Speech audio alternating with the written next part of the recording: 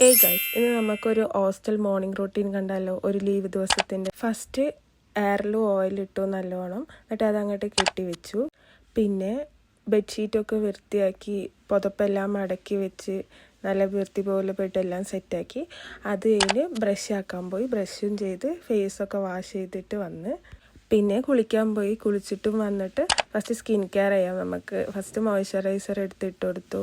അധികമൊന്നുമില്ല, moisturiser പിന്നെ sunscreen, അത് മാത്രമേ ഉള്ളൂ. പിന്നെ ഒരു ടിൻഡർ സൺസ്ക്രീൻ, അത് ഇടുമ്പോൾ തന്നെ കുറച്ച് താഴൊക്കെ പോയി. അതും കൂടി ഇട്ട് പെയിൻ്റെ മാതിരി ഉണ്ടെന്ന് വിചാരിക്കേണ്ട, അതിങ്ങനെ സ്കിന്നിലൊന്ന് ഒബ്സർവ് ആവാണ്ട് കുറച്ച് ടൈം എടുക്കും. അതിന് പൊട്ടും വെച്ച് ഒരു ലിപ് ബാം ഇട്ട് കൊടുത്തു. പിന്നെ അങ്ങനെ പുറത്തോട്ട് പോയിട്ട് തലയൊക്കെ ഒന്ന് അയച്ച് തുടച്ചു.